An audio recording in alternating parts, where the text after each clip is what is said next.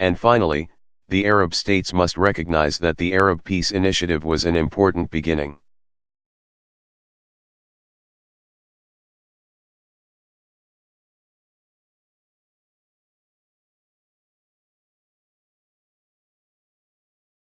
But not the end of their responsibilities.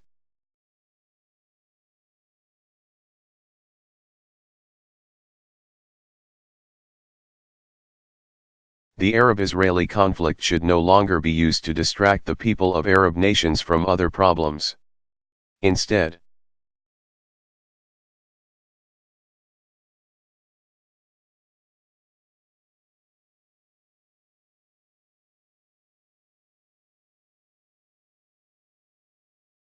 it must be a cause for action to help the Palestinian people develop the institutions that will sustain their state.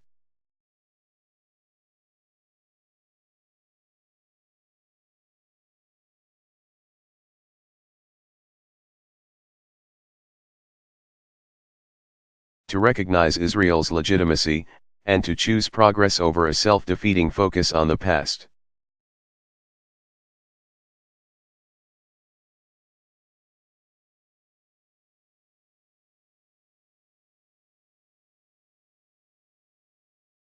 America will align our policies with those who pursue peace.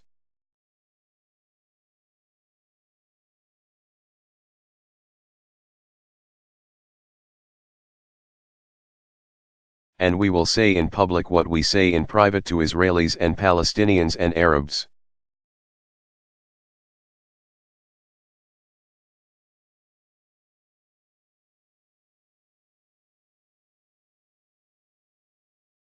We cannot impose peace. But privately, many Muslims recognize that Israel will not go away.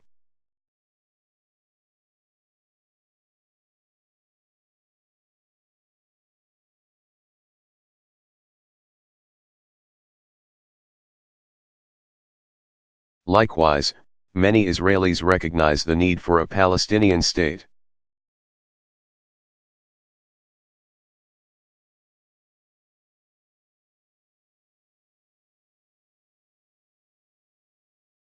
It is time for us to act on what everyone knows to be true.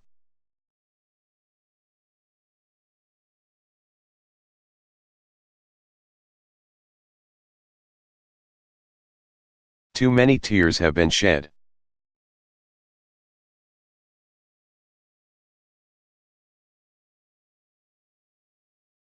Too much blood has been shed. All of us have a responsibility to work for the day when the mothers of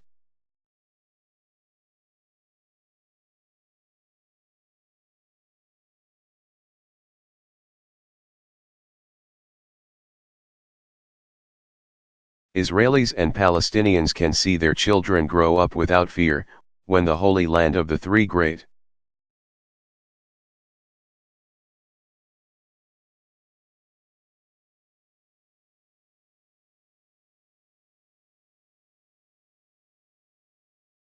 Faiths is the place of peace that God intended it to be, when Jerusalem is a secure and lasting home for Jews and Christians and Muslims.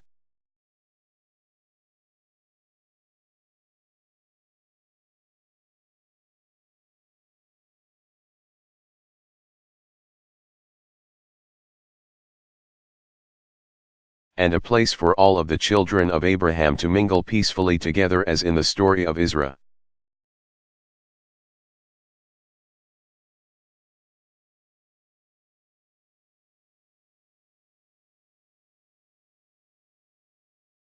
When Moses, Jesus, and Mohammed, peace be upon them, joined in prayer,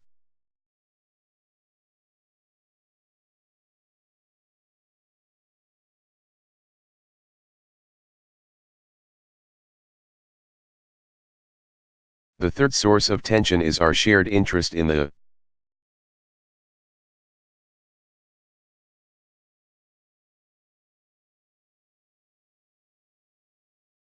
rights and responsibilities of nations on nuclear weapons.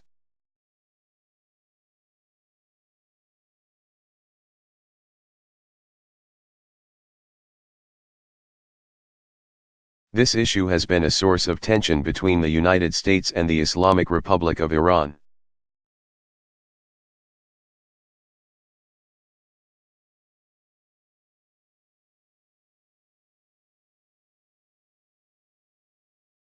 For many years, Iran has defined itself in part by its opposition to my country.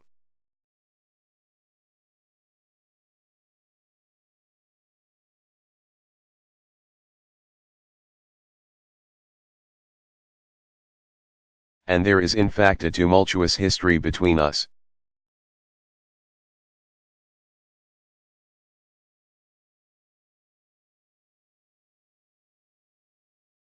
In the middle of the Cold War,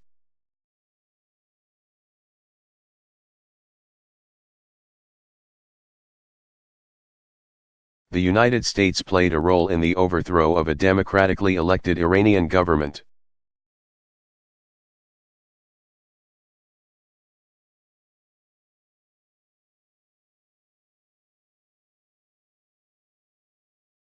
Since the Islamic Revolution, Iran has played a role in acts of hostage-taking and violence.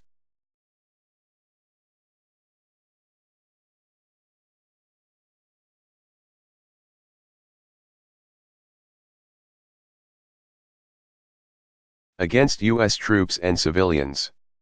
This history is well known. Rather than remain trapped in the past,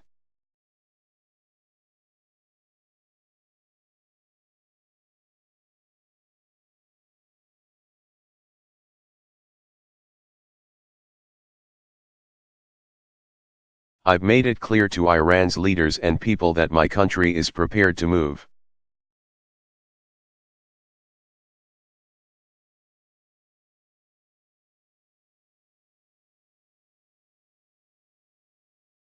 forward. The question now is not what Iran is against, but rather what future it wants to build.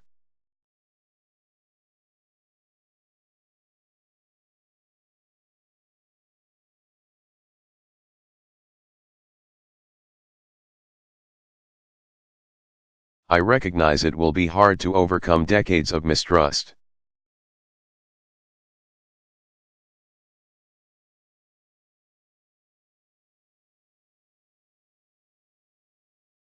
But we will proceed with courage, rectitude, and resolve.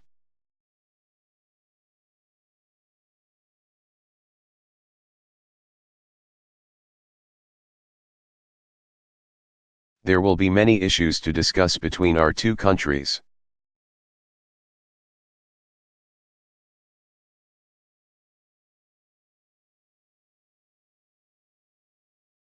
And we are willing to move forward without preconditions on the basis of mutual respect.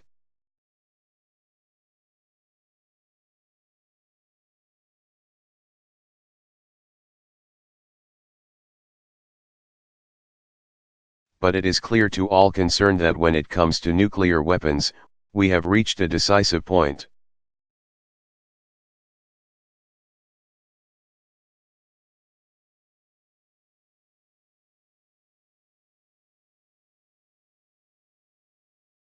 This is not simply about America's interests.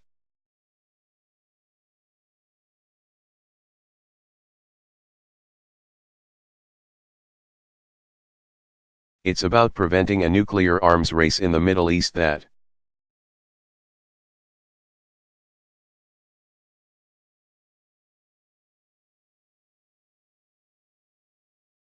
could lead this region and the world down a hugely dangerous path.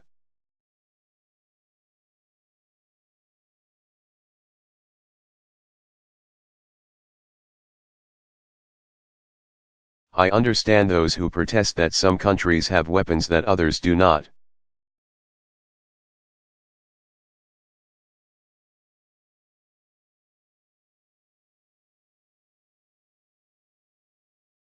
No single nation should pick and choose which nation holds nuclear weapons.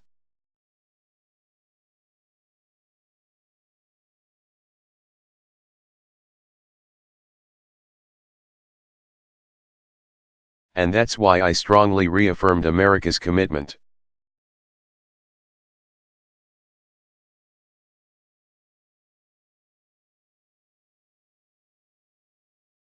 To seek a world in which no nations hold nuclear weapons.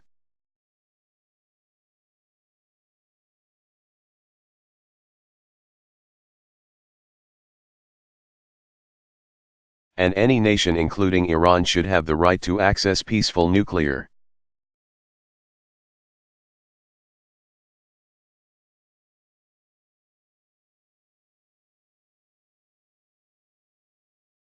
Power if it complies with its responsibilities under the Nuclear Non-Proliferation Treaty.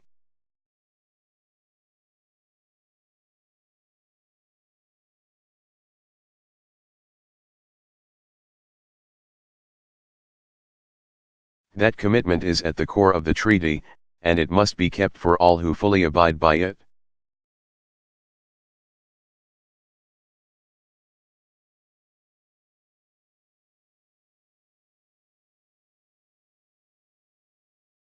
And I am hopeful that all countries in the region can share in this goal.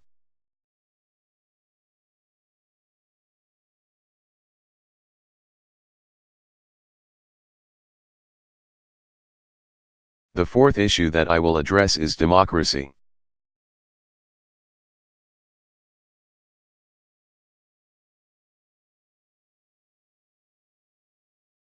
I know there has been controversy about the promotion of democracy in recent years.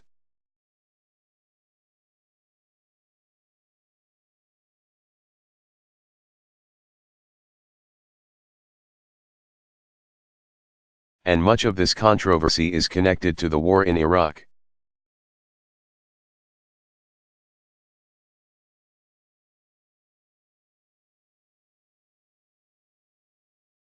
So let me be clear, no system of government can or should be imposed by one nation by any other.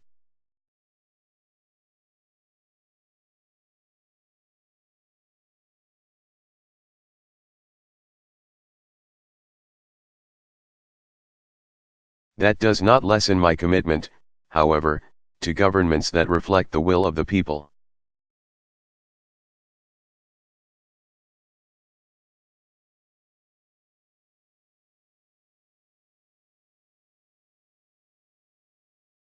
Each nation gives life to this principle in its own way, grounded in the traditions of its own people.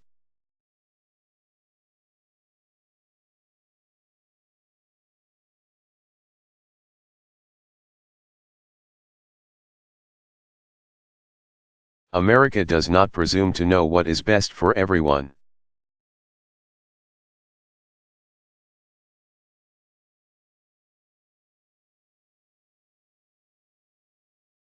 Just as we would not presume to pick the outcome of a peaceful election.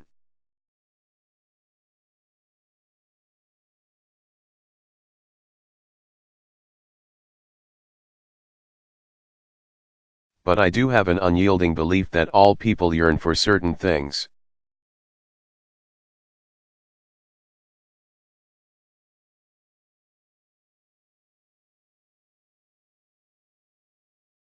The ability to speak your mind and have a say in how you are governed, confidence in the rule of law and the equal administration of justice.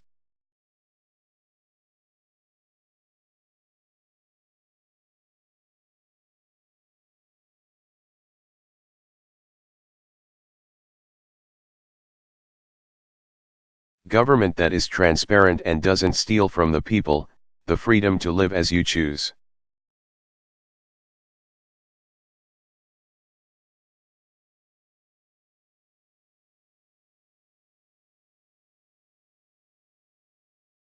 These are not just American ideas, they are human rights.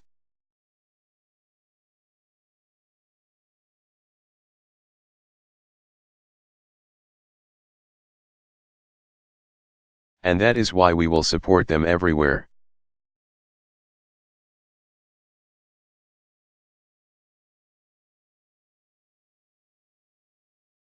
Now, there is no straight line to realize this promise.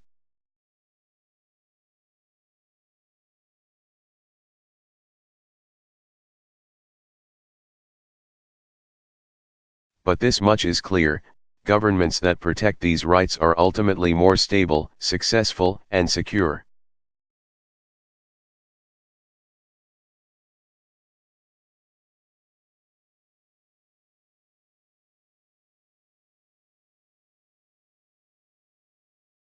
Suppressing ideas never succeeds in making them go away.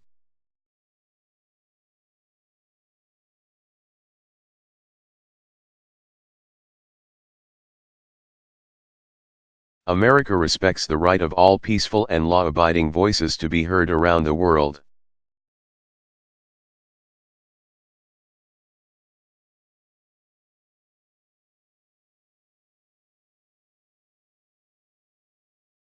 Even if we disagree with them.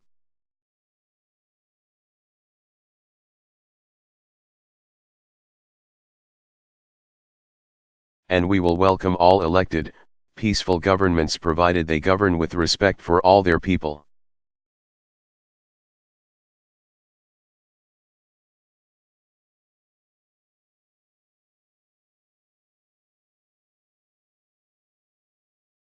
This last point is important because there are some who advocate for democracy only when they're out of power.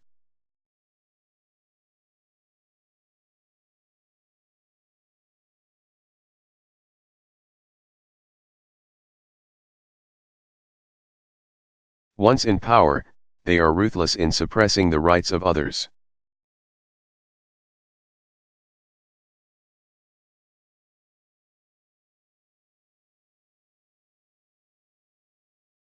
So no matter where it takes hold, government of the people and by the people sets a single standard for all who would hold power.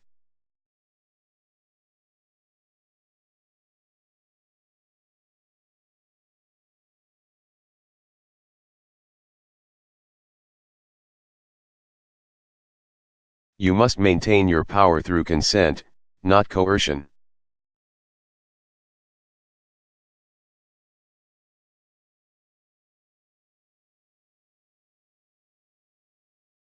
You must respect the rights of minorities, and participate with a spirit of tolerance and compromise.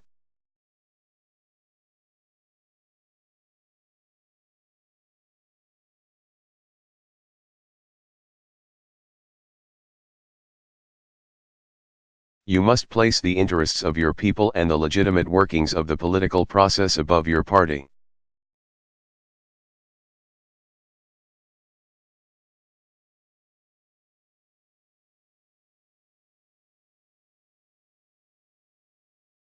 Without these ingredients, elections alone do not make true democracy.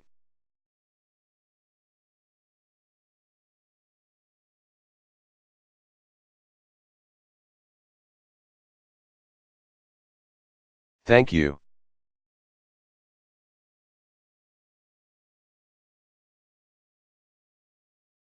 The fifth issue that we must address together is religious freedom.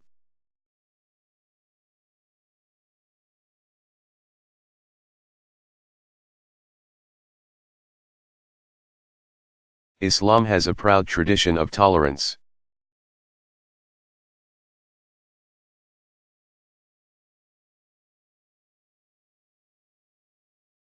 We see it in the history of Andalusia and Córdoba during the Inquisition.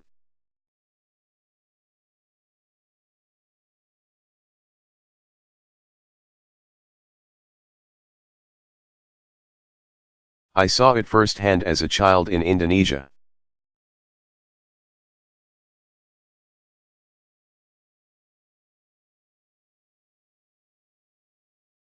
Where devout Christians worshipped freely in an overwhelmingly Muslim country. That is the spirit we need today.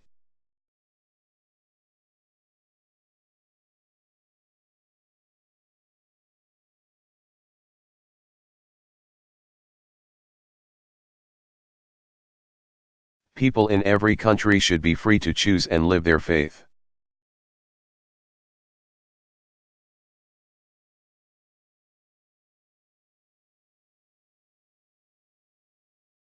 Based upon the persuasion of the mind and the heart and the soul.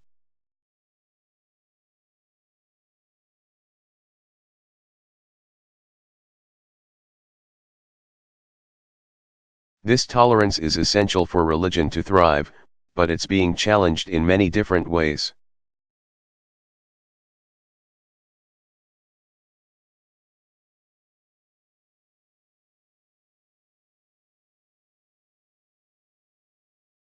Among some Muslims, there's a disturbing tendency to measure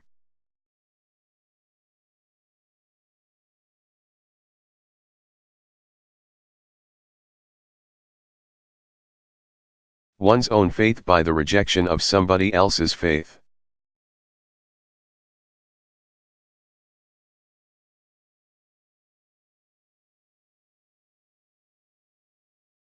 The richness of religious diversity must be upheld.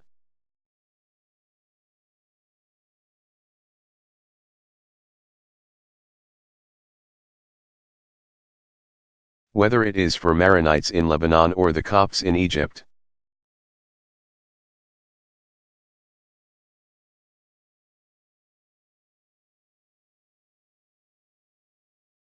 And if we are being honest, fault lines must be closed among Muslims, as well.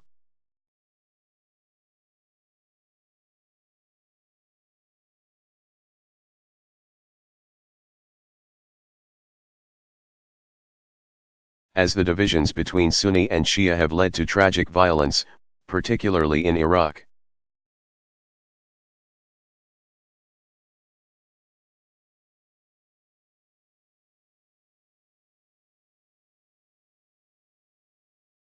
Freedom of religion is central to the ability of peoples to live together.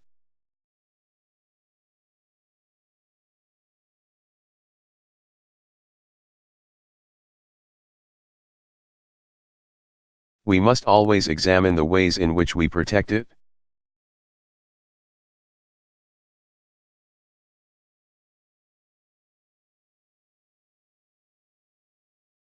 For instance, in the United States,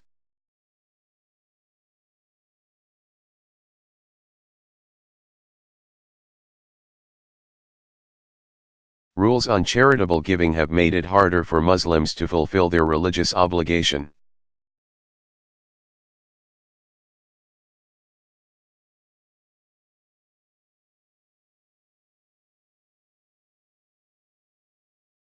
That's why I'm committed to working with American Muslims to ensure that they can fulfill zakat.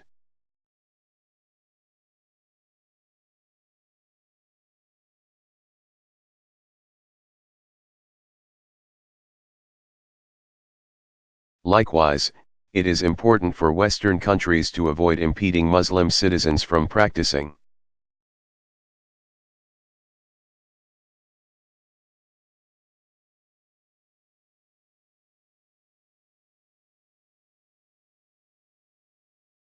Religion as they see fit, for instance, by dictating what clothes a Muslim woman should wear.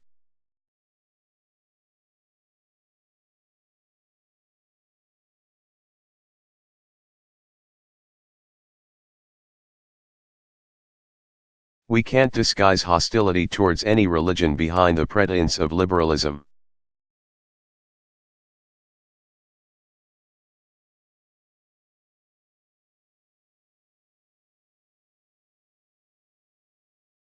In fact, faith should bring us together.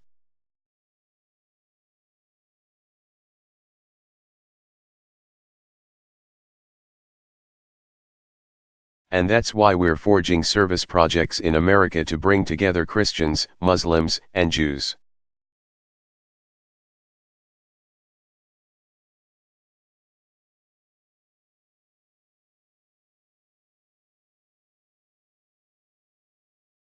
That's why we welcome efforts like Saudi Arabian King Abdullah's interfaith.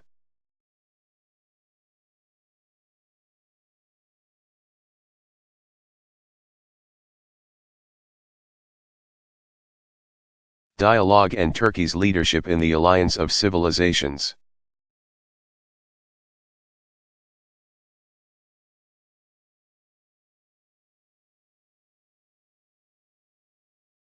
Around the world, we can turn dialogue into interfaith service.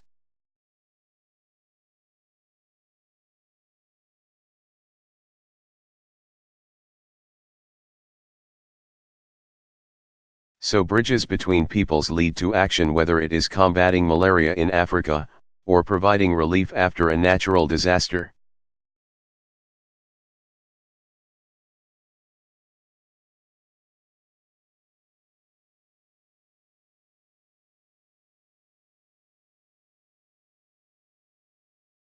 The sixth issue that I want to address is women's rights.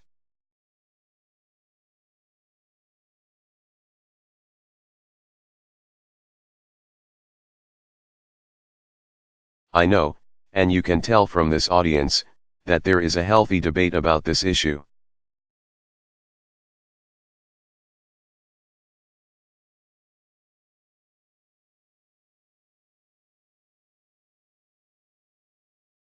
I reject the view of some in the West that a woman who chooses to cover her hair is somehow less equal.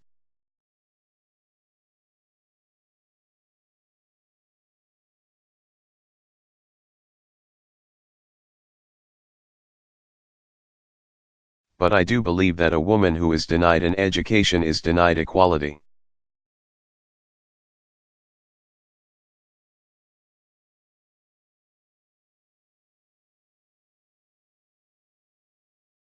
And it is no coincidence that countries where women are well educated are far more likely to be prosperous.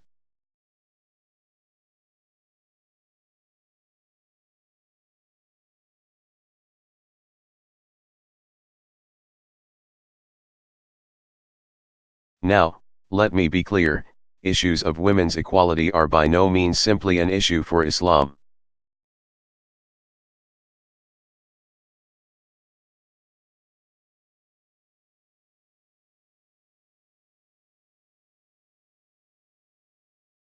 In Turkey, Pakistan, Bangladesh, Indonesia, we've seen Muslim-majority countries elect a woman to lead.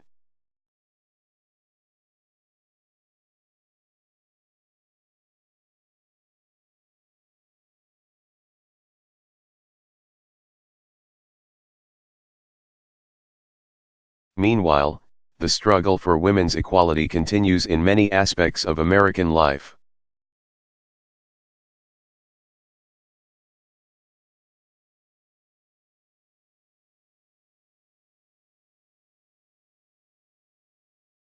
And in countries around the world.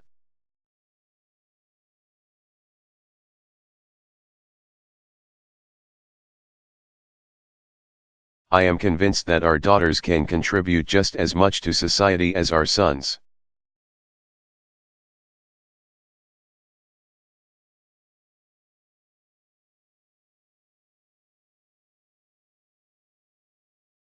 Our common prosperity will be advanced by allowing all.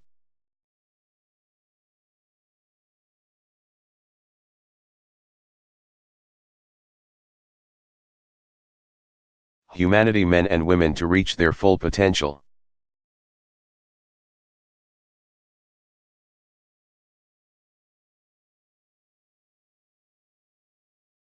I do not believe that women must make the same choices as men in order to be equal.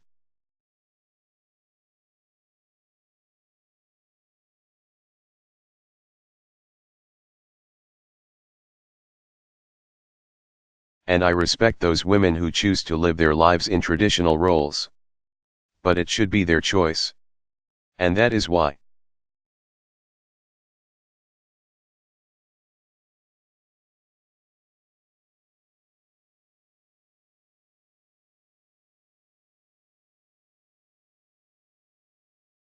The United States will partner with any Muslim-majority country to support expanded literacy for girls.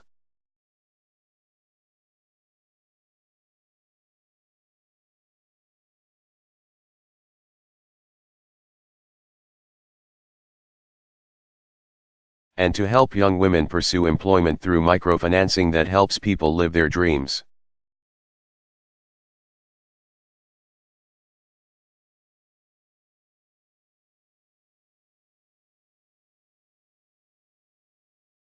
Finally, I want to discuss economic development and opportunity.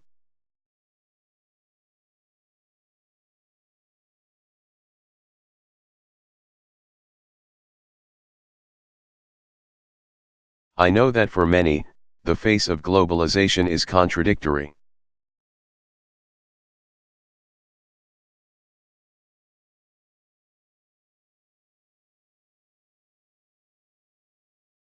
The internet and television can bring knowledge and information.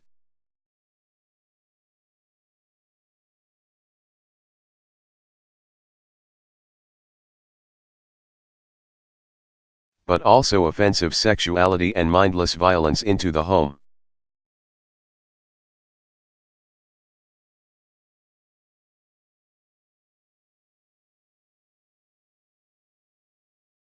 Trade can bring new wealth and opportunities, but also huge disruptions and change in communities.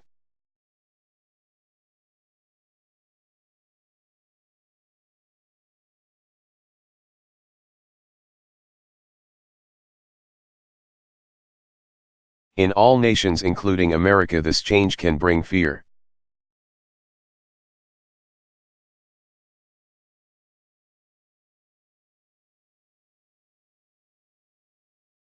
Fear that because of modernity we lose control over our economic choices, our politics, and most importantly our identities.